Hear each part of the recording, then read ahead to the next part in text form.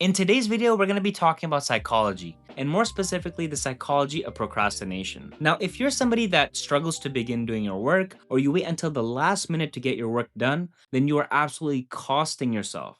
You are ruining your experience of life. Now, my name is Usama, and I've been working as an engineer for over 10 years. And in my time working with these engineers, I work with some brilliant people. And one thing that many of these people had in common was that they struggled to begin doing their work. They didn't struggle to finish it. It was always about starting. They could not start it. They would spend 3 days thinking about something that would realistically only take 2 hours to do.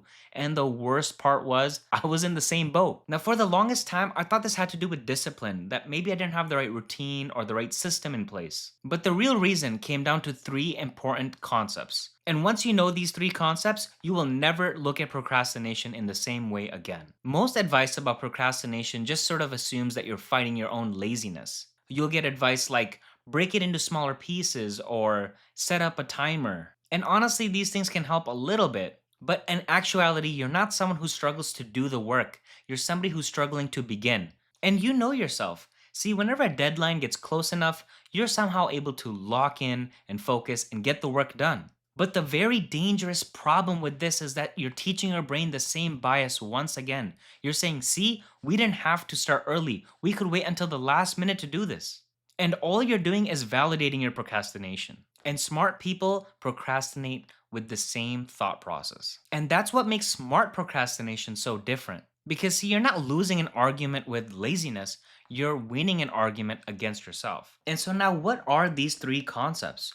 The first concept is something I'd like to call the future you fallacy. Because, see, here's what smart people are really good at creating convincing arguments, especially for themselves. You can always find a reason why tomorrow makes more sense. Maybe you'll have more energy, maybe you'll be more focused, maybe you'll watch a video and be more informed about the topic you're going to discuss. And the scary part is that all of those reasons make perfect sense, and tomorrow might actually be better. But your brain is comparing two very different things: the discomfort of starting now versus the fantasy of starting later. One is real and the other is imaginary. And now, imaginary futures are always going to be cleaner than reality because future you is more focused. Future you is more informed. Future you doesn't have a million things competing for attention. Future you is essentially a superhero. And the problem is that that person never really shows up. And eventually tomorrow becomes today and you're the same person all over again. And that is the future you fallacy. Now let's move on to the second topic, which I like to call the simulation effect. See, most people, especially most smart people, are not procrastinating because they think that they're going to fail. On the contrary, they're procrastinating because they think they're going to succeed. They know they can pull it off later. In fact, they've done it 1,000 times before. But see, this creates a very bad problem. You start imagining future success. You picture the finished project, the completed book, the big promotion, the product launch, the result. And if you're smart, it's even worse because you can imagine it down to every little detail. And that sort of satisfaction, that pride, that joy that you get from imagining these things is actually detrimental to your success. Because now you're getting some of the reward without doing any of the work. And that, my friends, I like to call the simulation effect. Now, let's discuss concept number three. And personally, I think that this is the deepest reason why people procrastinate, especially intelligent people. This concept I'd like to call identity insurance. And this is because procrastination actually protects your identity. Because if you wait until the last minute and you still are able to succeed and pull it off, you get to feel exceptional. You get to tell yourself, imagine what I could have done if I had actually tried. And now that is a comforting story because it's protecting you from something much scarier: reality. See, what happens when you start early? What happens when you put in your best effort? What happens when there are no excuses left? Just you and your actual ability.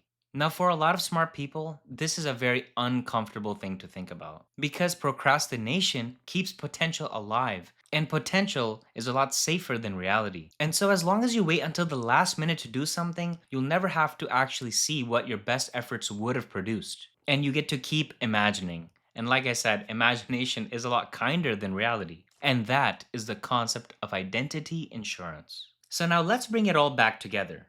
The first concept was the future you fallacy, which is when you're comparing the discomfort of starting now versus the cleaner imaginary future that you have in your mind. The second concept was the simulation effect, which is when you're getting a little bit of the hit from the reward without actually doing any of the work.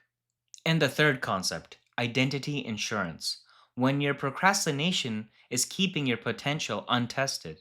So the next time you find yourself procrastinating, don't ask yourself, how do I get more disciplined? Instead, ask yourself, what does waiting actually provide for me? What does it give me? Am I convincing myself that I'll do it better later? Am I enjoying the fantasy of success more than the process of actually building towards it? Am I creating false pressure so I can feel more impressive when I pull it off? Because once you can see the reward hidden inside of procrastination, it begins to lose its power. Not instantly, not perfectly, but just enough. Because the biggest lie procrastination tells smart people is that they're avoiding work. But they're not avoiding work, they're actually avoiding a feeling. The feeling of being ordinary or the feeling of being judged. The feeling of finding out what happens when they stop hiding behind their potential. And once you see that, well, procrastination stops looking like a productivity problem and it starts looking like a story that you've been feeding yourself. And the thing is, the stories lose their power the moment you remember that they're just stories. Now, if one of these three concepts hits closer to home than the others, please comment in the comment section down below. I read all of the comments. And please make sure to like and subscribe, and I'll see you in the next one.